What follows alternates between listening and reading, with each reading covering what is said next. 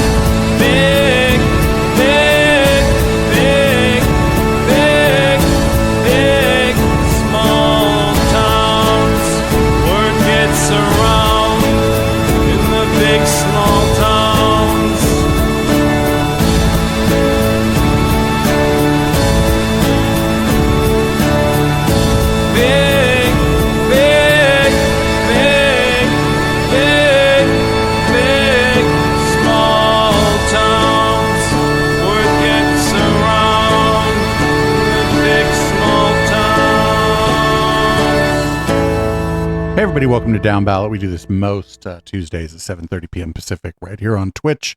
That's twitch.tv/Echoplex Media. You can support this project at echoplexmedia.com. Just click the support link at the top of the homepage and you can make your own decisions from there. People watching live on Twitch, you know how the monetization scheme works here. So give Bezos half of the money that you give us. I'm producer Dave. You can find me at Plex-Dave on the Blue Sky. And this is the Councilman. You can find me on the Blue Sky at PJ Allen TWO. That's PJ Allen 2. You can also find me right now up in the Video Ninja Speed Test to make sure that everything's fully cracking for our presentation this evening. It's always an embarrassment when shit be crashing, so I want to make sure shit be cracking. So hey, hope we're doing well. It looks like we're cracking, so I think we're okay. That is a great tool, by the way, because it doesn't just tell you if your shit's going to work good in Video Ninja. It just tells you whether or not your video call is going to shit the bed more generally. So that's good. Right. Giving you that more general feedback. But yeah, no, I'm really excited to be here as always.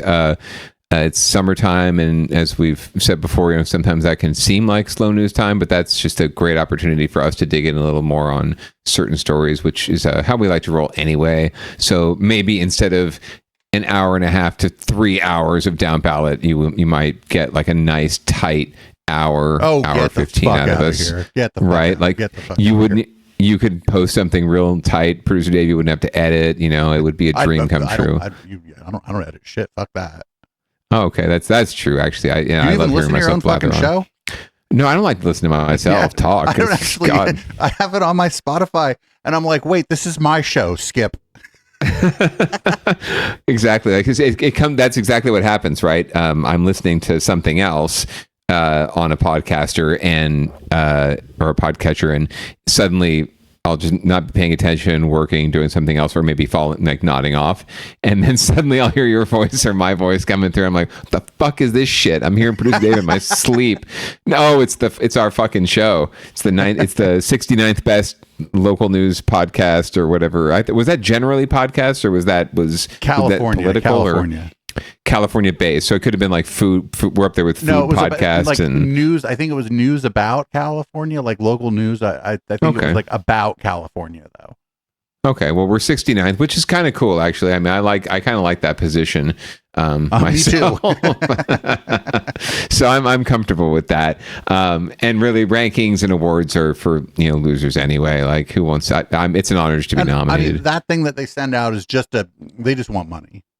They're like, hey, we rank these podcasts, advertise here. And I'm like, but why? Because the only people looking at this are the people that you fucking emailed, the other podcasters. We're perfectly happy with our porn ads that just pop up on the echoplexmedia.com website. We're totally happy with that. So we'll take the monetization we can get there. But it's good to be noticed. It's good for, the fact that we have a listener or a viewer at all is a small miracle. But so we really appreciate everyone who tunes in, especially in the chat, and offers their feedback and their thoughts and their insights. Because as we've shown before, all politics is local, as they say, and all derp is local too. So let's get into the derp. So leading off, once again, I was correct. Yes, Producer Dave was prescient as all get out. So we've basically seen the first real salvo in the California governor's race, and it was actually in the form of someone not entering the race as opposed to jumping in. So we're going to hear more about that from our friends at ABC 7. Former Vice President Kamala Harris now out of the picture, as we've reported. We're taking a closer look tonight at the contenders to succeed Governor Gavin Newsom. ABC 7 News political reporter Monica Madden is tracking the race for us. Monica, any indications of front runners? Not yet, but if you ask any political consultants or pundits, they're already hedging their bets. But this race at this moment is anyone's to win. So there are contenders who have held statewide and federal positions, but no one really has the same level of name recognition as the former vice president, meaning campaign season is about to heat up. To move forward. Supporters hoping for another Harris campaign will have to wait. I'm like, who were those people? I mean, I had the hat. Now a different fight. Now it's kind of outdated. Oh, no. Oh, God. Okay, so I can just tell you who I don't want. We're just going to go based on the pictures here. I know I don't want Chad Blanco. Yeah, that's probably a good call there. I believe he is doesn't really matter. He's a Republican, but he's also a cowboy. I also get like vibes off Antonio Villaraigosa that he is like from Miami and owns like a few illegal nightclubs. Say hello to my little friend. You're not far off. He's former mayor of LA.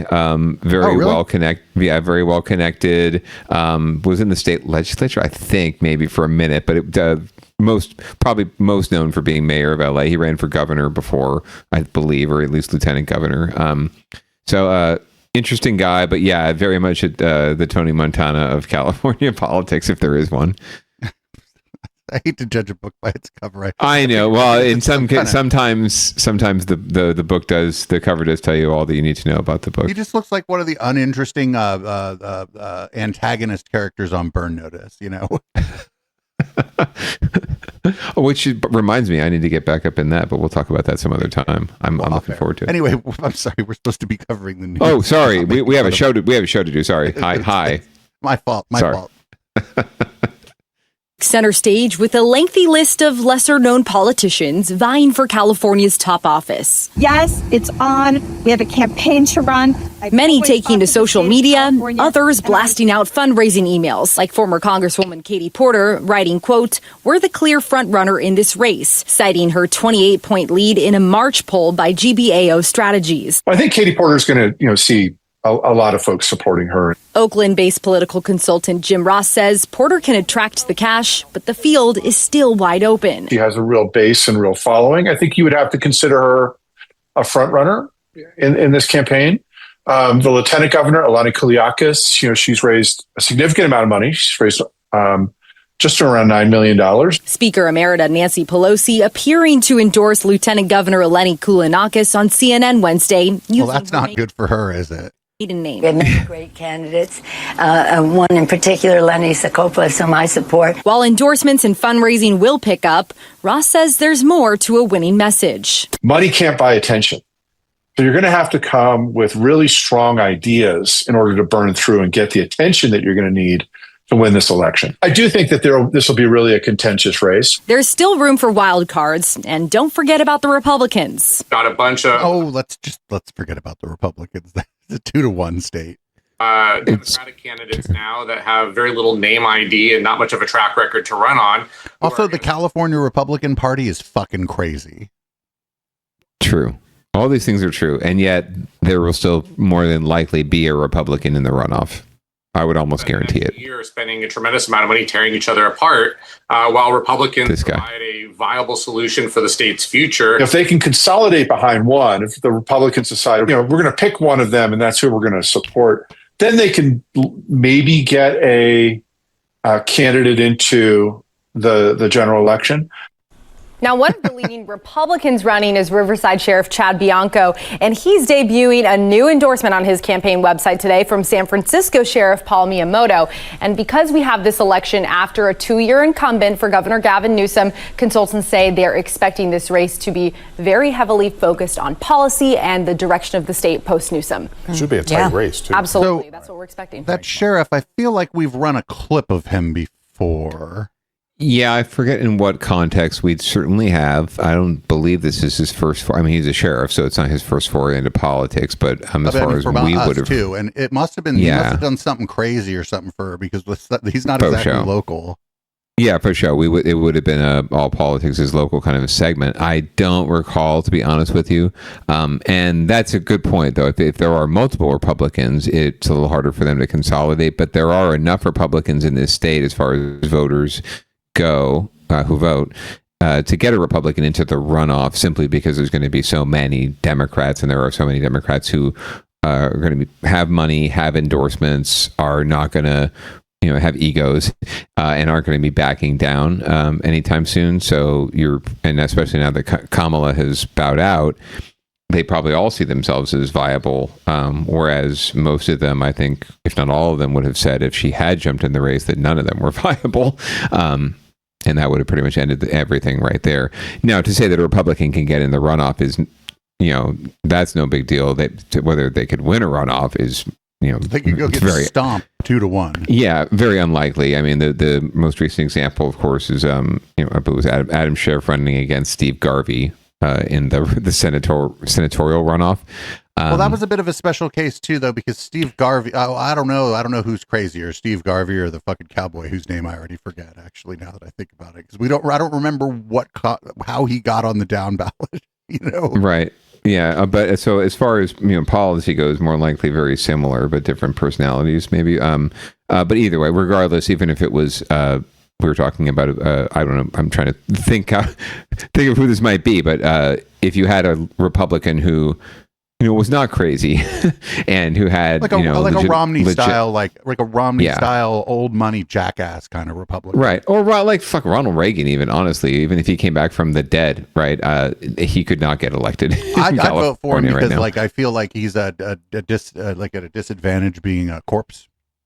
That's true. I mean, it's a real marginalized community. We put them in these sort of concentration camps, really, right? And we give them these nice under the ground. Yeah, under the ground. And we give it a nice little monument and put flowers on it every now and then to make it look nice. But really, yeah, it's a box in the ground. So I don't really see how the dead can feel represented at all in local government or any government. So more power to them if they want to take up arms and jump into this fray.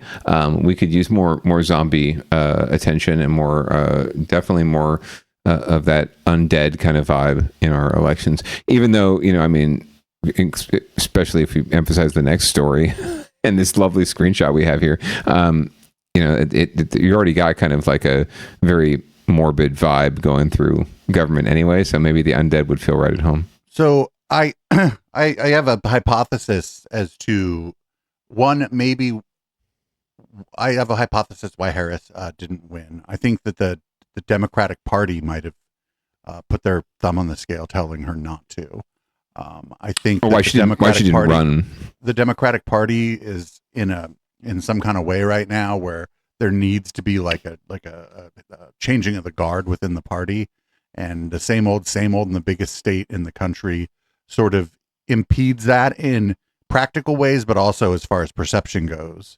Even though Kamala is not old, right? She's Gen X, or maybe she's Gen X. She's not old, but she's the old guard in a way, and I feel like that the Democratic Party needs a changing of the guard. And she's the older end of Gen X for sure. I would be on I guess you and I would be on the younger end of it. And I think she recognizes that, but she also is in the context of all this, clutching her book and selling a book about her presidential run and how the title of which is 107 days or something, right? And it's basically just emphasizing the fact that she had an impossible road to hoe, which sets her up to say, if I had time to build a full campaign, if we had time to build a full movement, as we will for 2028, then I may have won, or I should have won.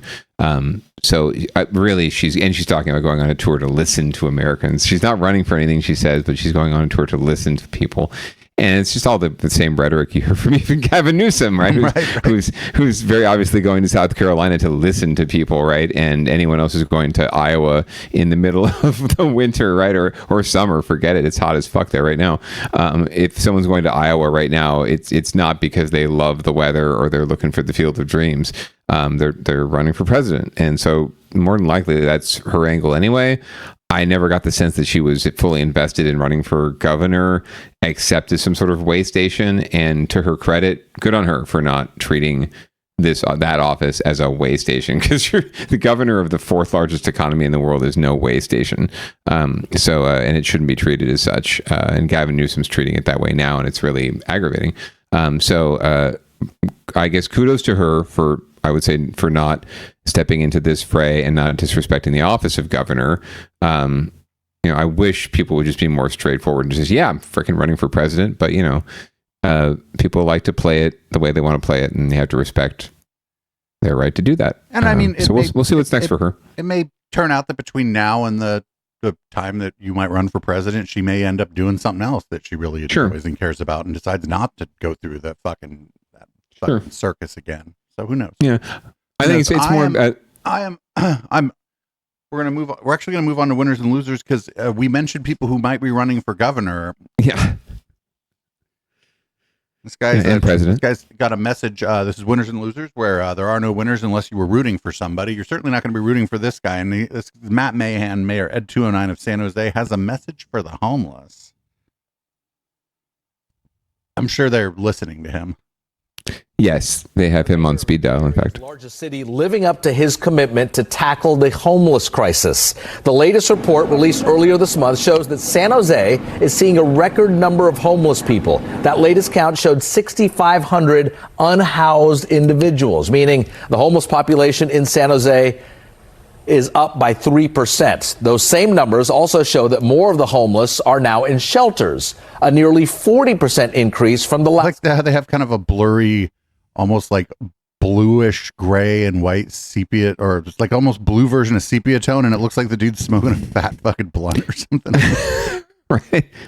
But it does give, I mean, good on him for getting his smoke on, but or them, can't really tell. But also just such a dehumanizing picture, right, to have as the backdrop for this story. They always do this. Yeah.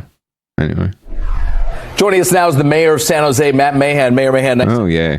Nice shoes. The latest count for homelessness shows that it's increased slightly in your city, but at the same time, the amount of shelter beds also increased. I asked the same thing to San Francisco Mayor Daniel Lurie last week. Are you happy with your progress regarding homelessness?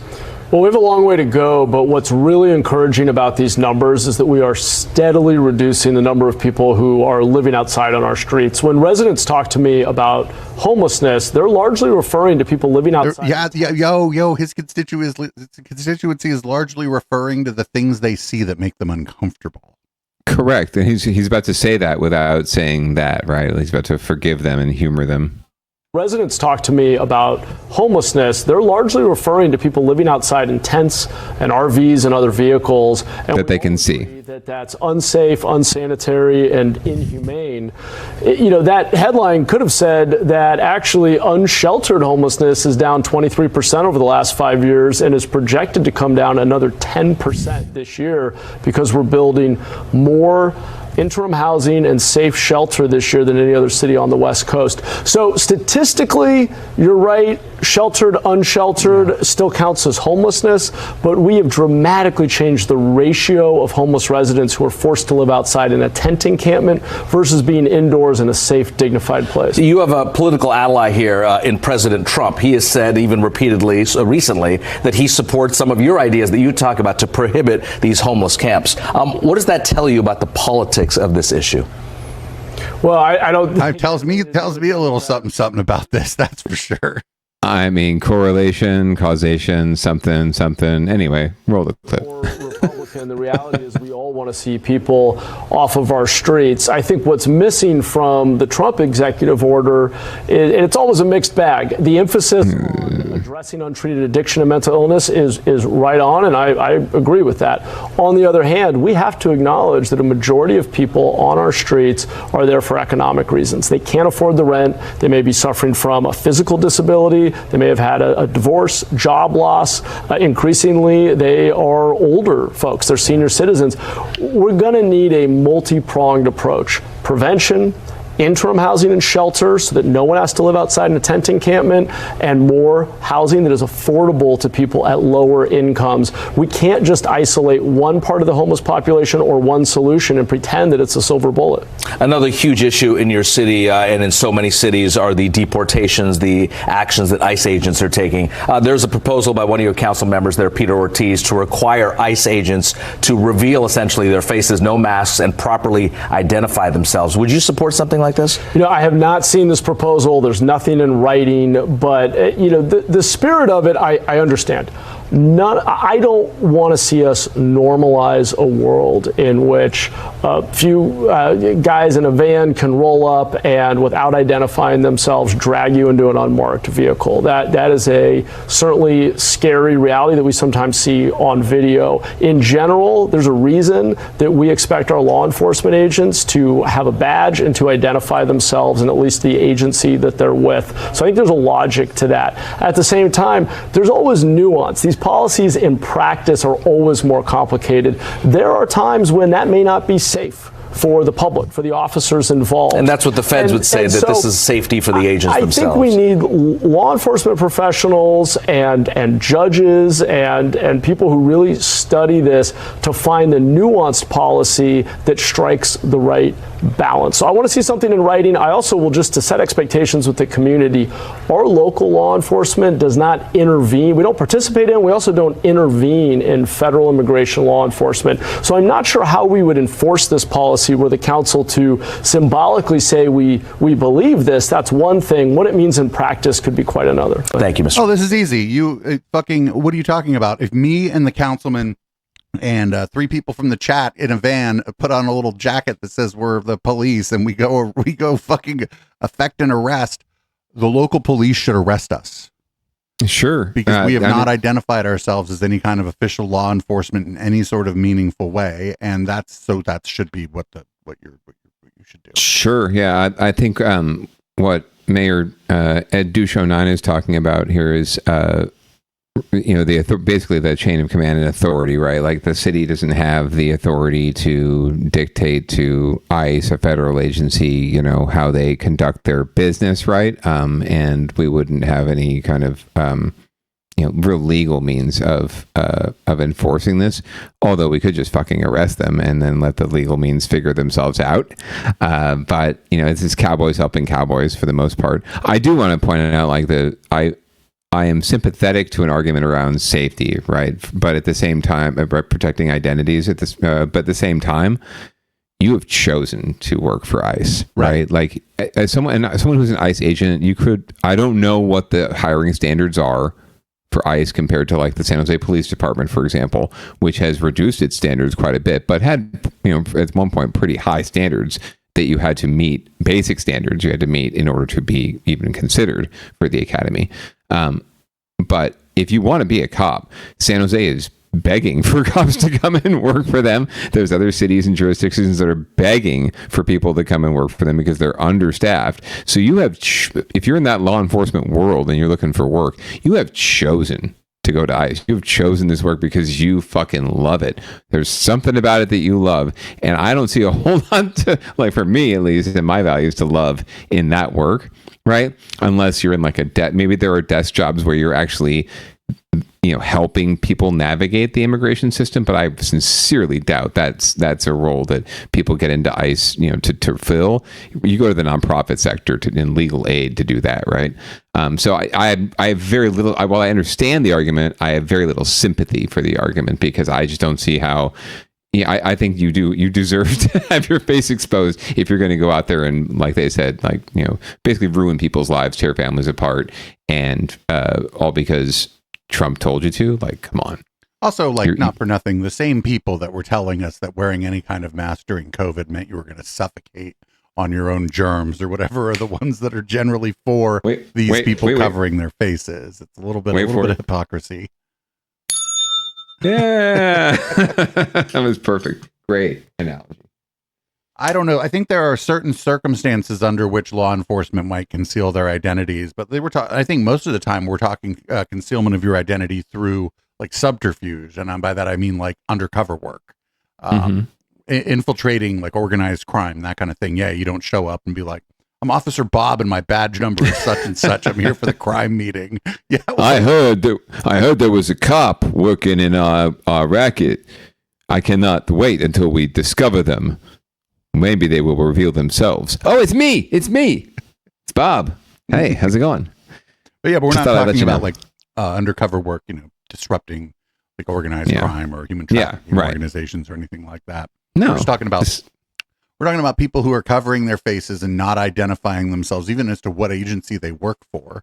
Mm-hmm. They just say federal law enforcement, or some of them that just says fucking police on their shit, and that like leads people to believe that that's the local cops. And that's not true. Right. So that was a segue out of the real key point of the story, which was that Matt Mahan Matt Ed 209 is all over the place when it comes to making up excuses for why the numbers are what they are, right? And he can tout the progress they've made over the past 5 years when he wasn't in office, and he can tout any progress that's been made recently. He can even tout that they are increasing the number of people in temporary beds or shelter beds, but that's what they are. It's not this dignified housing that he's talking about. Not everyone gets one of these tiny homes. Not everyone gets one of these hotel conversion units.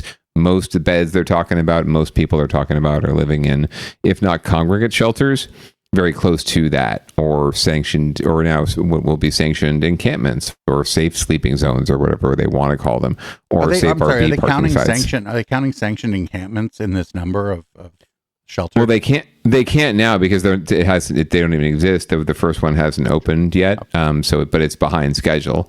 But he's counting it in terms of like, by the end of this year, we're going to have X number of new beds available, right? So he's counting it in that goal, and he's trying desperately to get a lot of these projects online. But these are all things that just take time. It doesn't matter if it's a shelter or tiny homes or an affordable housing like apartment complex, right? It takes time to finance, get them built, and then staff them up and get them operational. And I think Mayor Ed 209 is going to find out, and all his little supporters are going to find out, that government works at the speed of government for a reason. And you can't just snap your fingers and, post on Pinterest and, everything's okay. You got to work at it. Or otherwise it works you. So I think he'll find that out pretty quick.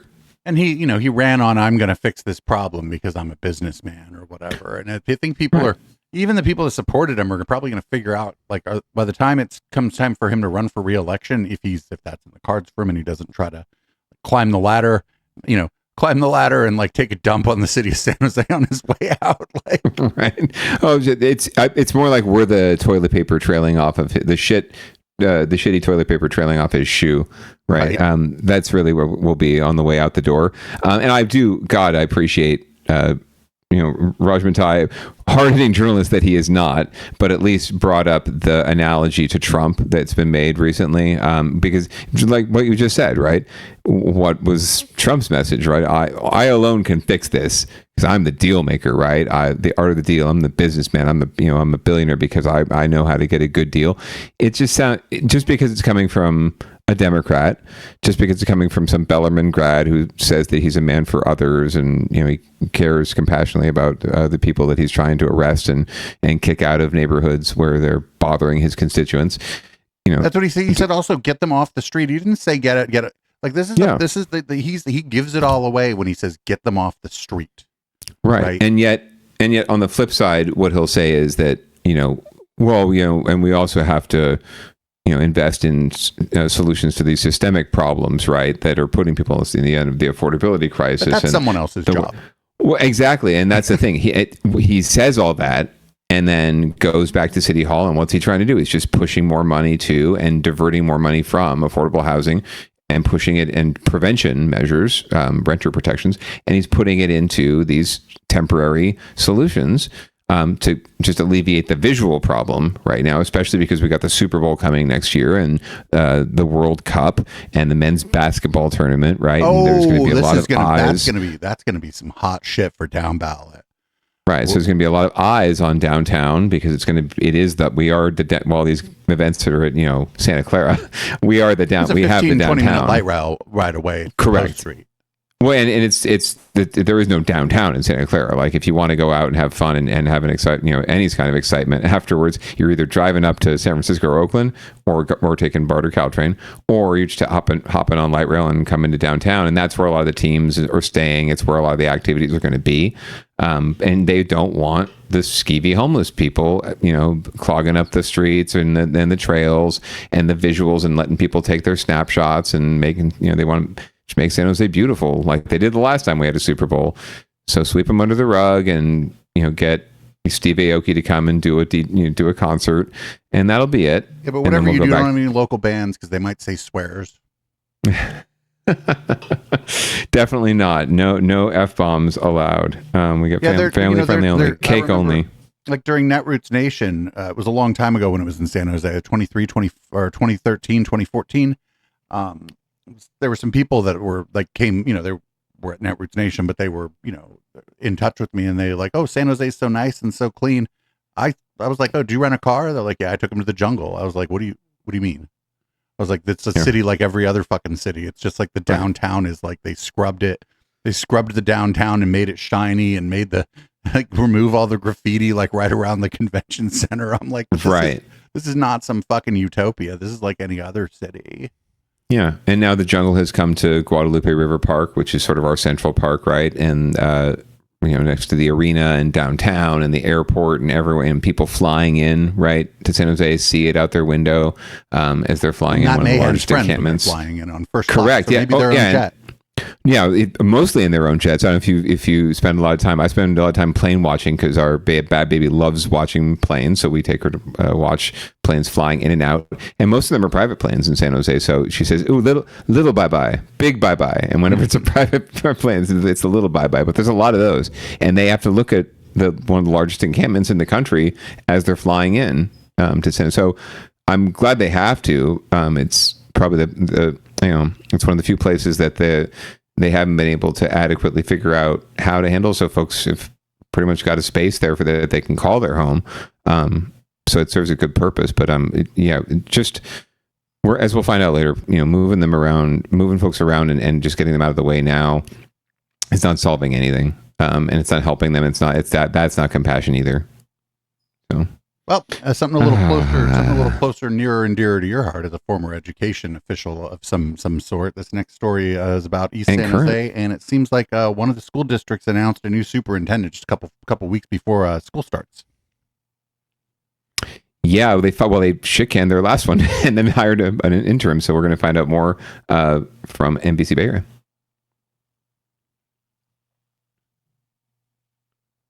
The Alum Rock Union Elementary School District has named Assistant Superintendent Sandra Garcia as acting superintendent after firing their most recent superintendent this week without cause. Today, families were among those raising concerns. It's the second time in just over 2 years the board has fired its district leader, and the school year is set to begin soon. NBC Bay Area's Christy Smith has our story. We need stability. The comments and concerns came quickly from a number of people who attended a special board meeting today in San Jose. We need transparency and accountability. I have done what I was supposed to do. As a coach, as a mentor, and as a teacher, I have done my job. But when you take and leave people out of a situation, they don't get any say-so. The Alum Rock School District named Assistant Superintendent Sandra Garcia as acting superintendent after a shakeup. This week, an announcement from the school board. Superintendent Herman Serta was fired in a closed session without cause, without public explanation. We're a $9 million deficit. How in the heck do we have all this money to find a superintendent? Serta had no comment today, but now for the second year in a row, a superintendent was fired. I'm here to, stand with the public. I'm here to stand with the teachers, but also reach out to the trustees and say, hey, what's going on? What can I do, to better support our kids and make sure that our whole city is ready for the new school year. Some people expressed concerns about further disruptions in a district that already faced school closures. Others shared their thoughts as students prepare to head back to school soon. We thought we had a stable start to the school year. We have students going to new schools. We have parents and communities still grieving the loss of their old school. In a statement late this afternoon, the board president said about Garcia in part, her relationships and knowledge of the community we serve will give her and the district a positive advantage moving forward. Christy Smith, NBC Bay Area News. I feel bad for the kids, but I also feel bad for Ms. Garcia here because I don't think that she's was the reason. You know what I'm saying? She's now in this position where she's she's been appointed to this job that this other person got fired from. I don't know if the community liked this other person. I don't know enough about that, but she's now in this job that she just got right before the school year started, amid what appears to be sort of a controversial staff change. And she might do a fantastic job, but now the beginning of her, this is supposed to be, this is a promotion. This should be great, but I bet she ain't feeling so hot about all this, Yeah, right. It could be her career track, but you don't necessarily want to get it this way. More than likely, she was just, to be entirely frank, a warm body who had the core competencies to do the job and was already in-house, who they could just install. That's what I mean. That's what I'm saying. This should be like a thing where she worked hard and got this promotion that she really wanted, and the community should be rallying around her and all that. And that's not happening because it's not like she's raking in the fucking big bucks here, taking this job, Well, the job itself, the good news about public employee classifications, although the superintendent's a little bit different, it's a separate contract, but generally speaking, if you get a job, you're getting the pay that job, mandates, basically. So wouldn't really matter necessarily about qualifications or right. But what I'm saying that is, kind of thing. But you don't get into this track for the money. No, not education in general. Although on the superintendent track, there's a difference between the track for a teacher, right, where like a 30-year teacher. Okay, but let's be a little more fair. 20-year teacher is just getting to the point in a lot of districts of making six figures, right? Which unfortunately right now in Silicon Valley is low income, but still, it's a benchmark, right?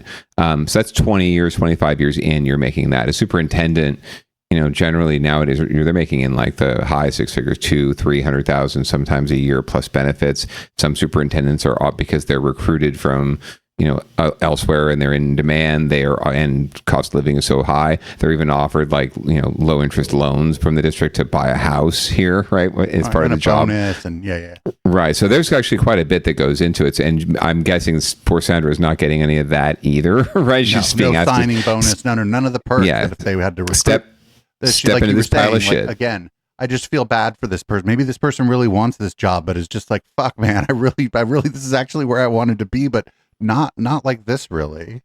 Yeah, we've covered, and unfortunately, we've covered this district quite a bit on Down Ballot. We covered last year when they ousted their previous superintendent, who was, for whatever reason, ruffling feathers, in the wrong way.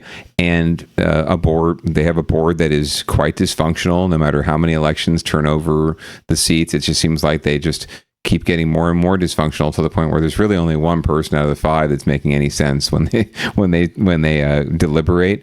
It's just a madhouse, unfortunately, and it's killing the kids. They're closing schools. They are woefully financially inept. It's just a really bad situation. So and even people who've worked for them in the past are out there lambasting them and calling them out. So it's getting to be pretty bad.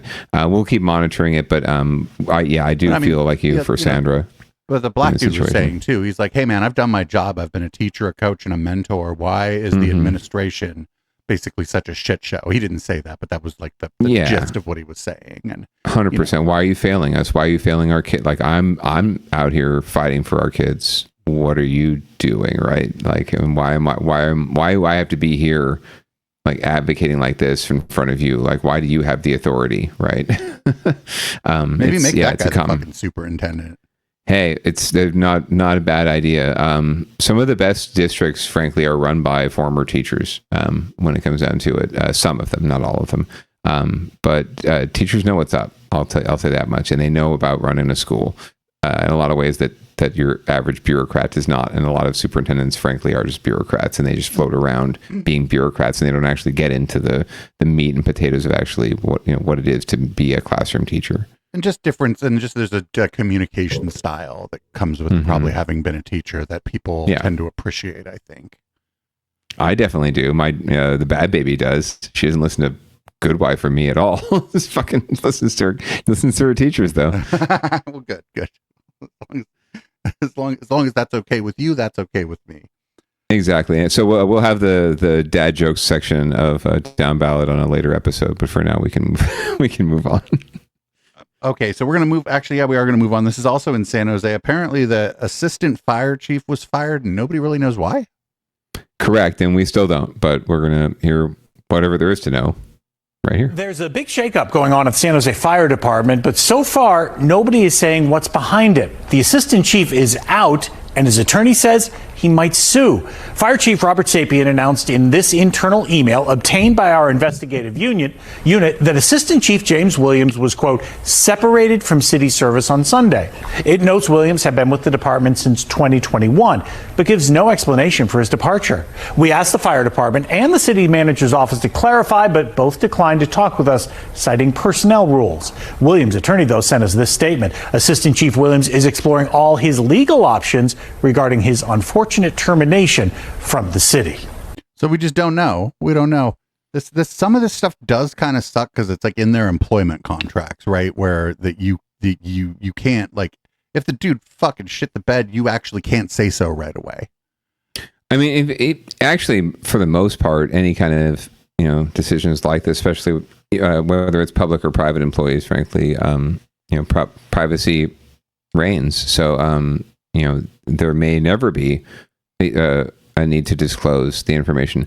What usually happens is one side or the other discloses the whys and the wherefores out of a sense of pressure or public relations, or to win the public, the court of public opinion, right? Or just to or gets leaked. That's also very often, or in some cases to preempt a leak, right? To get out ahead of it, or if you know that the person you fired is going to go public, right? You release your side of the story first, right?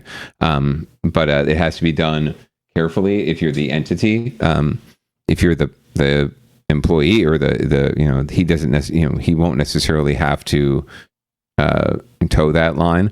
But I think it's a pretty telling, statement from his attorney that they are exploring all their legal options. And so that means he definitely feels like he was, well, he might not know, but he's, what it shows is that they're not, they probably don't know what the reason, or what their recourse is. They probably suspect that these are not, they know that's not, justifiable, right? For cause, as we would say. Right.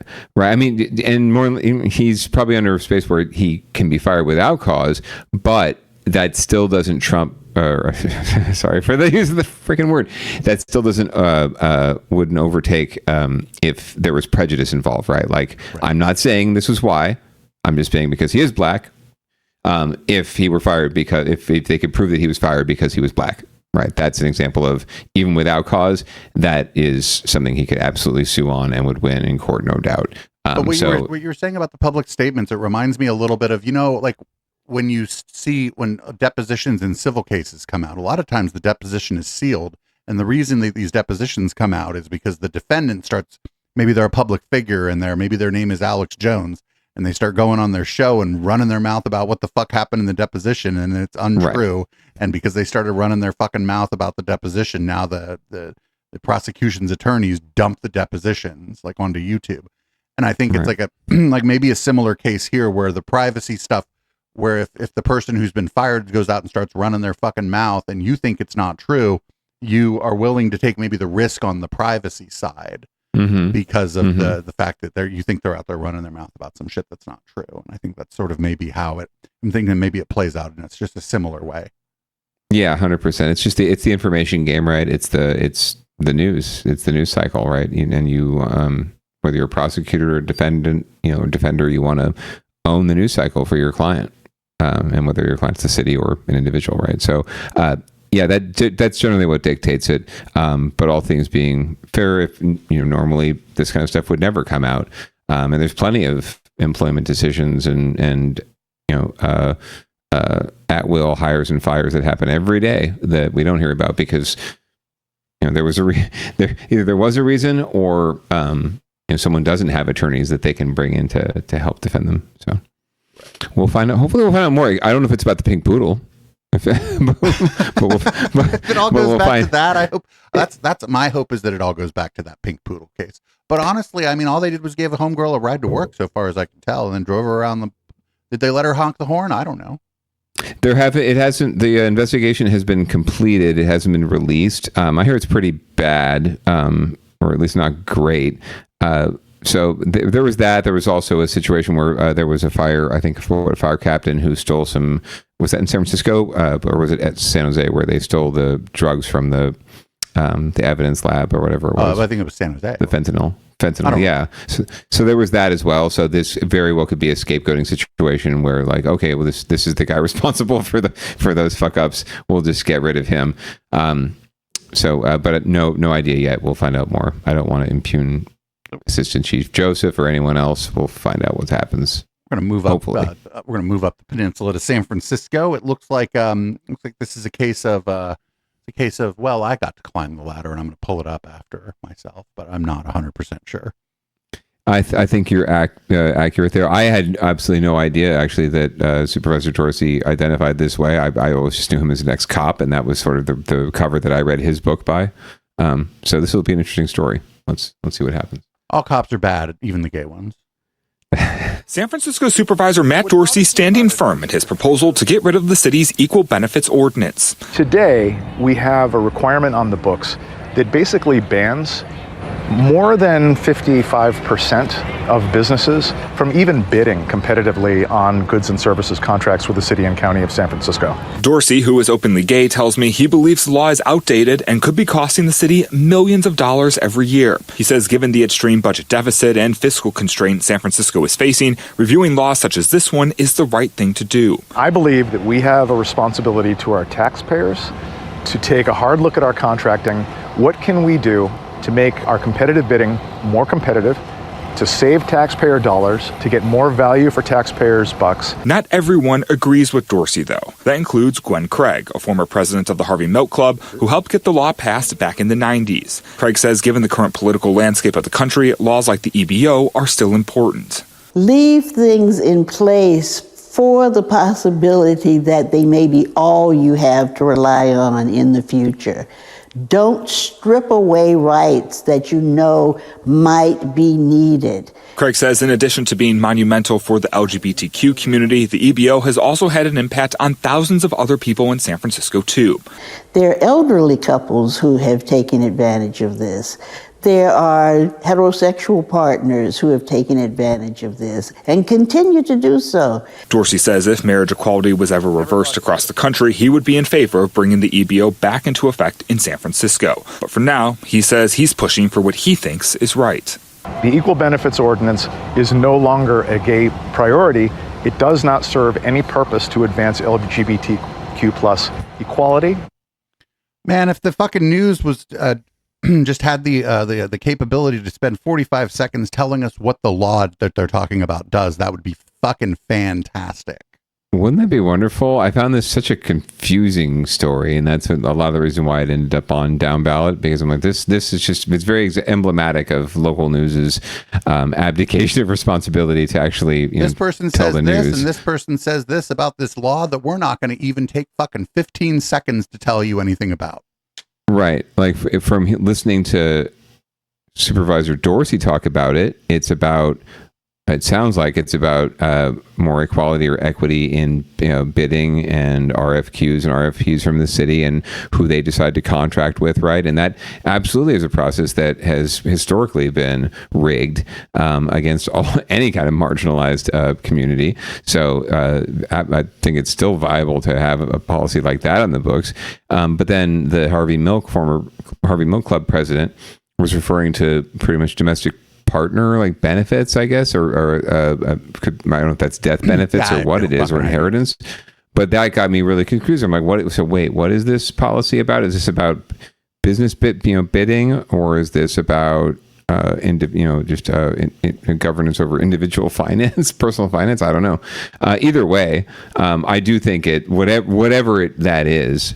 I do think you're right that this is an example of Supervisor Dorsey pulling the ladder up behind him, and see it happen quite a bit. And frankly, it's to win votes. If it's about the bidding process, which is what he was referring to, more than likely this is helping to grease the skids for friends of his, right? And people who feel like they're being, white men like me, contractors who feel like they're being left out of the process somehow, like cis white males. I don't know. I guess we'll find out more. We'll try to dig a little bit more for you all out there. If the chat wants to try and dig up what this policy actually says and pop us a link, I'm sure Producer Dave would be. I think it's love to know more. I think this is just like part of the sort of anti-DEI moral panic that's sweeping the society right now. I think that's all this is. Yeah, let's get unwoke as fast as possible. And Supervisor Dorsey has been at the forefront of that. So ever since he got into office, he is certainly an empty suit for the MAGA movement. Well, I guess don't speed in San Francisco. Here's our next story. Yeah, because Professor Dorsey's coming for you. Get away from him. Shoot. Warnings beginning tomorrow. More than 24 speed cameras in San Francisco will start issuing speeding tickets. The cameras are on 24/7. Here's NBC's Sergio Quintana. One of the city's 33 speed cameras is set up at Franklin and Green Street next to Sherman Elementary School. Neighbors here still remember a deadly incident that happened here a few years ago. The guy stepped off the curb, car hit him, and he was killed. November 2021 is when 30-year-old Andrew Zeman was killed. He was an educator at the school. The SFMTA says that's part of the reason why this site and others were chosen. They've set up the 33 speed cameras in spots with a history of fatal crashes, sites next to schools, or places where drivers often get going too fast. According to the SFMTA and the mayor's office, data from the first few months of the cameras already being in activation suggests that there has already been a change in drivers' behavior. The entire camera network went up 2 months ago. Numbers from this camera shows a 50% drop in warning citations from April to May. Many other camera locations also registered a drop. Residents agree drivers do seem to be paying attention to the warnings. I know a few people who have gotten letters in the mail warning them, giving them the warning that tickets will be the next violation that you get. And so it's made them really aware of where the lights are. And so they're prepared. And where the cameras are. Suzanne lives right next to the camera at Franklin and Green. Her concern is that many drivers who pass through here may not live in the city and haven't heard about the cameras. She hopes the fines kicking in tomorrow will help get those drivers' attention.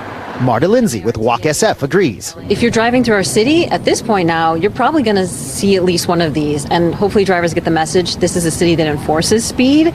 I should slow down. Here's how it works. If you're caught going 11 miles an hour or more over the posted limit, you get a citation. The citations will be mailed to the car's registered owners. The fines start at $50 and can go as high as $500 for people clocked going 100 miles per hour or faster. In San Francisco, Sergio Quintana, NBC. How the fuck do you get going 100 miles an hour inside the city limits of San Francisco, dude? Fuck. I don't think that's possible at any time of day, honestly, on any street. It's just whether there's no, even if there are no cars there, the hills and the, just the paving and the train, MTA tracks and just, all of it would make it virtually impossible. So not only anyone's getting that $500 fine. So I mean, I'm sort of fine. I'm fine with this. I think that like in a dense first of all, I don't think people should be driving in San Francisco, period. Like, I do wonder what happens if the Waymo car is speeding. It's a very good question. From my understanding, limited as it may be, is that those cars follow the posted speed limit, or at least the rules of the road or the flow of traffic. So theoretically, if everyone was going, 5 miles over, maybe they would, 100 miles an hour, they would too. But I don't know what the protocol is for them, what the algorithm tells them to do. But that would be interesting to find out. But I'm guessing that they are programmed not to do that. Well, we shall see. I go back and forth on this. I do think that enforcement at the end of the day is what changes, behavior when it comes down to enforcement and or necessity. So if you start doing this, it will have an impact. It absolutely will. But it also could mean people just taking different routes. That's exactly what's going to happen. Right. So, and speaking of different routes, our next clip is pretty much exactly what happened there. Where and remember when we covered this story immediately? We're like, hey man, they're just going to go around the corner. Right. So, getting your shit together this week is a callback to a story we had on Downballot not too long ago, where some neighbors in the Mission were upset about the professionals working the streets, and decided to do something about it by putting up barriers so that the Johns couldn't pick them, or the Janes, for all we know, couldn't pick them up.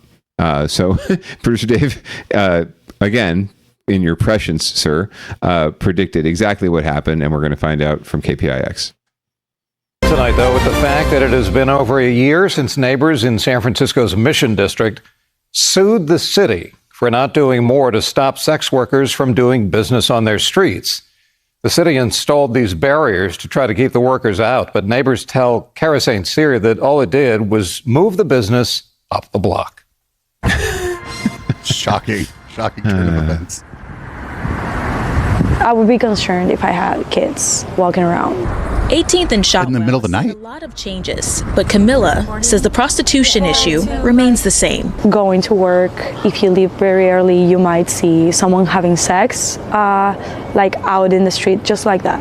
18th and Shotwell is a hotspot for sex work and drug use. The city installed these barricades on the street last year after residents sued for what they call inaction. The area that was closed is from 21st all the way to 19th. Ayman Farhat, one of the residents who sued the city, said the blockades have helped with traffic, loud music, and some sex work. I think one has to look at things at their entirety. But they haven't completely stopped the problem. He says other residents complain that it just moved further up the street. Don't think that we should just say like there's nothing has been done. Yes, there is an improvement. But is there room for progress? Absolutely. Farhat says there's more the city can do to address the problem. Off camera, other residents told us more lights and law enforcement patrol could help. SFPD started a Dear John program in an attempt to crack down. The program sends letters and pictures to addresses of people believed to be soliciting sex work. We reached out to SFPD for comment on the success of the program, but got no response in time for our broadcast. While the issue remains close to home for Camilla, she doesn't think the solution will happen overnight. I really hope something gets done by the city to assure like these girls are safe. Now, all right, red light district. That's what I fucking said before. Red light district. Yes. Why not? Right. And best way to keep everyone safe, right? You have a business, you create a space for people to do their business, right? It's just like any kind of other kind of zoning. This area is zoned for neighborhood-facing commercial, so restaurants and barbershops and boutiques and bookstores. And this neighborhood is zoned for adult entertainment, whatever that happens Bars, to mean. nightclubs, brothels, strip clubs, Right. like anything where the fucking people who moved to the Mission, who didn't know where the fuck they were moving, like can feel happy that it's like somewhere else, like on Polk Street or some shit. Like, Right. Again, world's smallest violin. You know what you're getting into. I understand that things are what they are, and you got to take what you can get in terms of housing. But you knew what neighborhood you were getting into when you moved into the Mission. So it's not surprising. It's also not surprising that this is a business and commerce, and in a capitalistic society, commerce is going to find a way. Commerce always wins in our society, whether it's sex workers or it's any other industry. It's going to find a way to succeed. So again, hope, like the young lady said, I hope that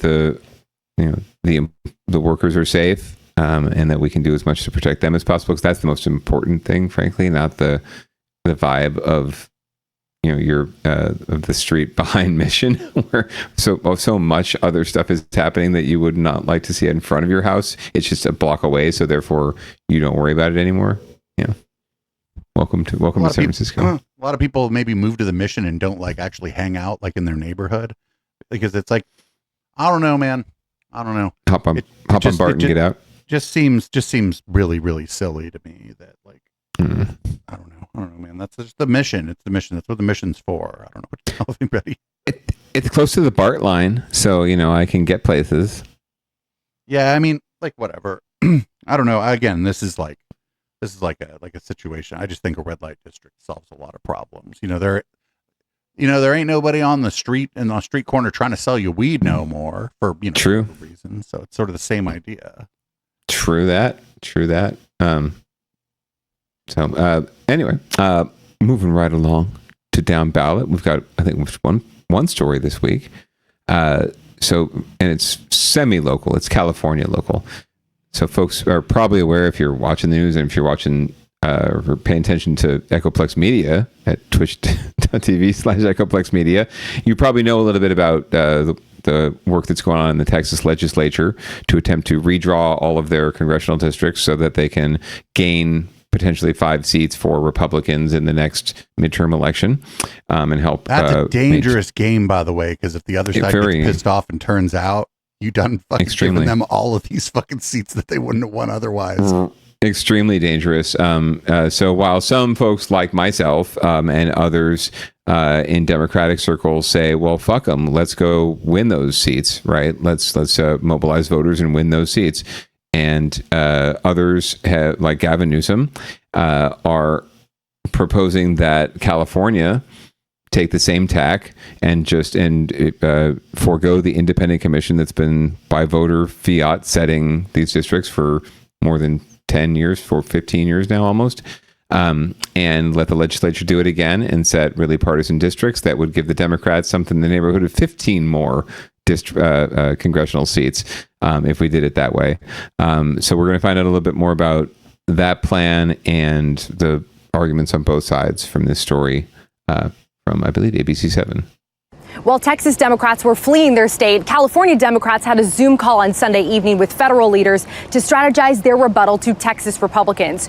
Two congressional sources familiar with the call tell ABC7 News that California Democrats are working on a draft that is almost done of new maps that voters could weigh in on in November. We're not drawing lines to draw lines. We're holding the line on democracy. Governor Gavin Newsom outlining new details Monday in his retaliatory redistricting plan. Things have changed. We're reacting to that change. Democrats stand to lose at least 5 U.S. House seats if Texas Republicans sign off on their new maps. Those stakes triggering Newsom to change his tune on California's Independent Redistricting Commission, at least for now. The ultimate determination will be by the people of the state of California. We will offer them the opportunity to make judgment for themselves. Again, we would maintain the framework of the Independent Redistricting Commission that I support, that I believe in. Californians could vote on new congressional maps in a November 4th special election. It's triggered on the basis of what occurs or doesn't occur in Texas. I hope they do the right thing. And if they do the right thing, then there'll be no cause for us to have to move forward. This is potentially igniting a sort of redistricting war. Republican Congressman Kevin Kiley looking to force a ceasefire with a bill to ban mid-decade redistricting nationwide. I'm asking the speaker to show some leadership, along with Leader Jeffries, the minority leader, and to support the bill and to say enough is enough. This is chaotic. We can't have a redistricting war. We have bigger issues to worry about as a country. This isn't healthy for our democracy. In exactly 2 weeks, California lawmakers will return from their recess, and it's going to be a tight timeline to get this done. They're going to have mere days to finalize these maps, get public input, and approve the ballot language for how this will appear on a November special election. In Sacramento, Monica Madden, ABC 7 News. Yeah, this is like, okay, so the way this works is, so Texas has a bunch of places that are, plus 10 maybe, right? Mm-hmm. And so it's going to try to create a larger number of places that are Republicans, but we're going to go now +4, +5. And again, if doing that pisses off every Democrat in Texas, then oopsie poopsie. Yeah, I think we underestimate the potential for a rallying cry and a call to action here. And yeah, let these guys do it. You want to pull that? Go for it. Texas has been a target for a long time for Democrats. There's been a lot of work that's been happening at a grassroots level there through Beto O'Rourke's campaign and other campaigns that have originated there. So I've been hard fought there. The attempts to knock off Ted Cruz, for example. There is momentum that we can absolutely take advantage of if organizers do their job and organize instead of hand wringing or just at like the frankly rational sounding Republican congress member said, this redistricting war and tit for tat and gamespersonship. It's just going to lead down a really slippery slope. Even though we've already talked in this episode tonight about California, being blue and not really, more than likely not going back red anytime soon. Who's to say who's in charge one day? Who's to say who gets to set these maps one day if we just forego the process we have in place, which is a sound one, which we created because it was really slippery to let, elected partisan legislators set these districts for themselves, basically. So many states have gone the way California's gone, and it's benefited Democrats on the whole more than it has hurt them. So I think it's a very dangerous road to go down. And then there's, of course, the moral high ground, which we would just pretty much cede in this case. And I know plenty of Dems, frankly, I might even live with one of them, who would say, fuck it. This is where we're at. Like Gavin is saying here, this is the rules of engagement we've been handed, and we're just reacting to the game we're playing. And basically implying that someone like me or someone else who's not so keen on dismantling these things ourselves. That we're naive and we're not thinking about the immediate need to protect and defend our democracy, when you're actually by proposing the dismantling of these institutions, you are embracing a MAGA Doge mentality, and they're absolutely making you do it. Like you've admitted that you were reacting to the crazy. And now what did Mama? Sorry, go ahead. There's some value maybe in a couple of the big blue states playing chicken with Texas here, maybe. Sure, I think so. But I think I'm having more fun watching the Democratic legislators from Texas abandon Texas to prevent them from getting a quorum required to actually vote on this dumbass idea. This all just unfolded like in the last last couple days, kind of. So we didn't really get into it on Sunday, but you better bet there's going to be a whole segment on the Sunday show about I would imagine so. It's wonderful watching that. That theater is great. So I hope that you do cover that. And I think that to me, that's a more effective tool than this, right? Than doing this. This reminds me a lot of like San Mateo County with the sheriff, right? Like, we don't like the way things are, so we're going to make a law that helps us make things the way we want them to be. And yeah, maybe that's the spirit of democracy in America, but it's not in practice how it's supposed to work with a handful of people, just going back and forth and having this like game of ego. Let's breathe for a second and step back and recognize the gravity of what we're dealing with and the greater context. And again, it's just really important to note that like a lot's going to happen between now and the midterms. I think. I think that Democrats and maybe, let's say, liberal and even libertarian-minded independents are not too happy about a lot of shit that's going on right now. And letting Texas do this, and then to the extent that we can as Californians, trying to, with money, volunteer phone banking, that kind of stuff, trying to make this thing in Texas that they do, if they get it passed, make it so, what if they lose a seat because, whoopsie, our margins weren't, we're actually one seat down, and now we have these fucked up districts that nobody likes. Maybe they didn't know how to do math, right? So they did the math wrong. I mean, I don't think that's what's going to happen. I think that if they redistrict, it'll probably go the other. But I think there may be some surprises. Well, but again, it's a rallying cry, not just in Texas, it wouldn't be, but it could be a great call to action, for fundraising, for volunteerism throughout the country in swing states, right? In other districts where there is a there is a need, right? And a more highly likelihood of swinging or flipping a district. And that can be, even more beneficial than what would happen on the ground there. So yeah, like you said, slippery slope. And watch out. You never know who's wagging, if the dog's wagging the tail or the tail's wagging the dog. And again, there's also just some chance that the governors of the big blue states are just playing chicken right now, that there's really no intent of doing this. But you have to go through the motions to make it look like you're going to do it if you're going to play chicken, right? You can't play chicken and have the other person know that you're going to blink first or whatever, No, absolutely not. And Gavin has been nothing but Trump's and the MAGA foil. So he's playing his role to a T right now. So this is pretty good. We're actually doing way better on time than we've been doing lately. Congratulations, us.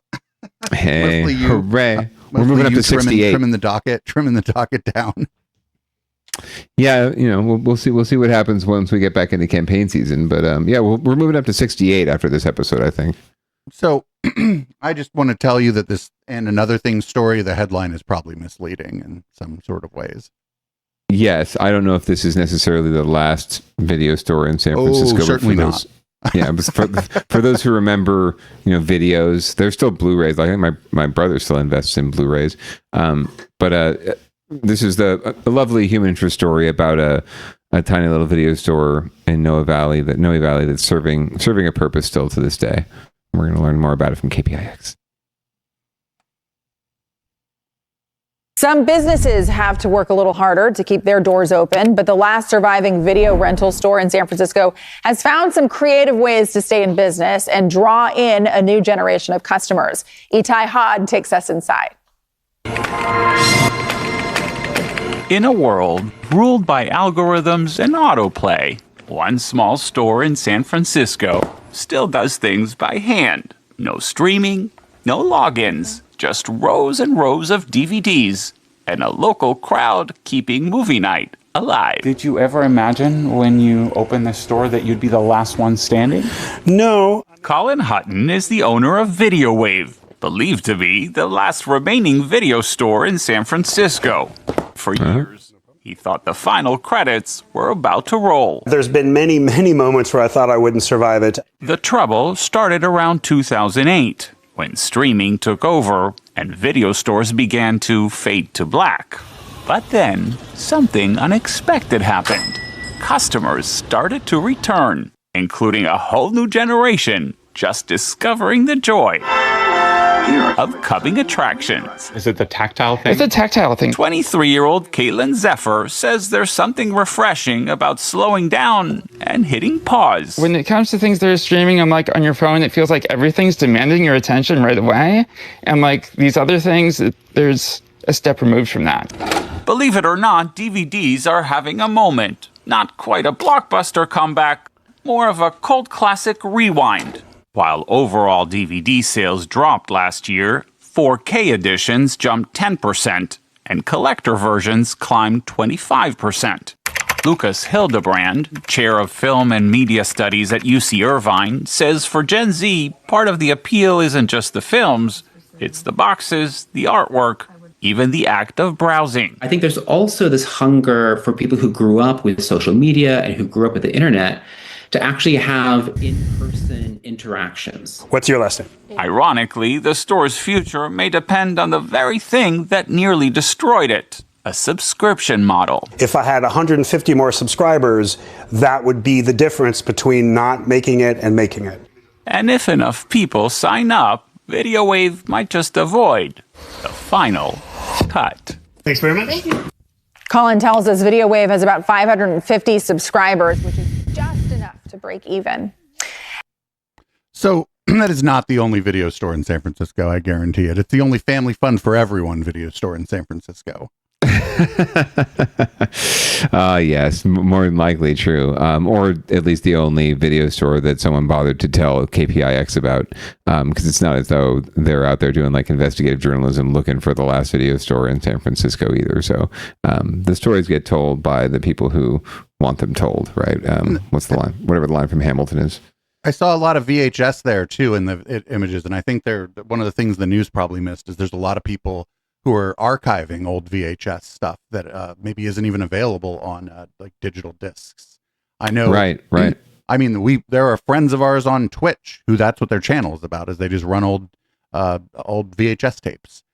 And they source it from the tapes and then digitize it, and now it lives on forever. Yeah. So, yeah. Like there's whole channels. There's a channel we pull from a lot called Occult Demon Cassette, which they primarily find like religious batshittery, like, you know, mailed straight to your house to scare the shit out of your kids about the devil kinds of videos. Right. But there are also folks who, like in that tactile sense, really just love VHS, right? And they love DVDs, or they love CDs, or they love 8-track, or they love vinyl, right? Which is making a huge, push and comeback. And I think there is a lot to be said. Not just maybe with it in terms of how, you know, the physical and take-home consumables of entertainment. I think there is a desire and a need for interaction and communal appreciation of these things, whether it's film or theater or, you know, live music. And we're seeing a return from the pandemic in a lot of ways in some areas not. But there's just such a demand for people to come together to experience things like this. And so it's not surprising that a store like this could still survive, simply because there's no one at this point now, no one else is doing this, right? Like at one point there was a Blockbuster on every corner. And now there's one Blockbuster, I think, in Bend, Oregon, and that's it. So no one else is doing this anymore. So there is an opportunity for businesses like this to survive and thrive, even because they are now the market inefficiency. They are now filling a need again that was once filled by them, right? But then was usurped, and now it's swinging back because no one else is doing it anymore. And there's a young people they want to know what it's all about.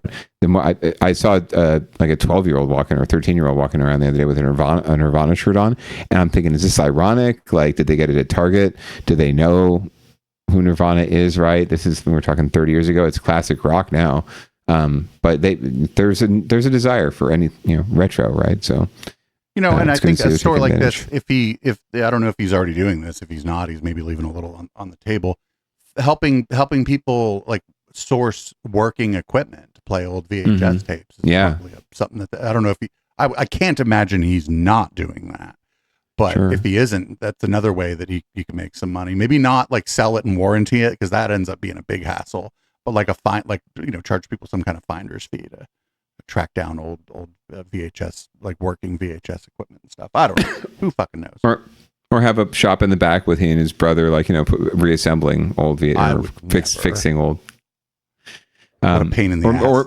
Or using the tools he has to do this, digital conversion work, right? And leveraging all that to do that work and monetize that. So maybe he's doing that as well. We'll see. I mean, he may very well be, right? This was a very short news hit that didn't even mention like the kind of archival thing that's happening right now with old VHS tapes. So right, and like, what does a subscription get you, right? Besides being able to check out movies, right? What other services is he providing for subscribers? Interesting. Well, hey, that was another thing, and nobody died, and no one ran into a building, and no pets were harmed. So I feel pretty good. Feel like reading out the show? Yeah, why not? Well, I hope everyone had a wonderful week, and I hope you have a wonderful week coming up. As y'all know, we do this show almost every Tuesday night at 7:30 Pacific, except when we don't, right here at twitch.tv/Echoplex Media and All Points Continental. You can find more on echoplexmedia.com. As always, we encourage you to get your vaccinations, to wear masks where they're appropriate, and to avoid wearing pants if at all possible. I'm not wearing any right now, and it feels glorious. We're going to leave you with some audible smoke, and I hope you'll stay tuned for Red Light and Public Comment with producer Dave, and we'll see you next Tuesday. Peace out.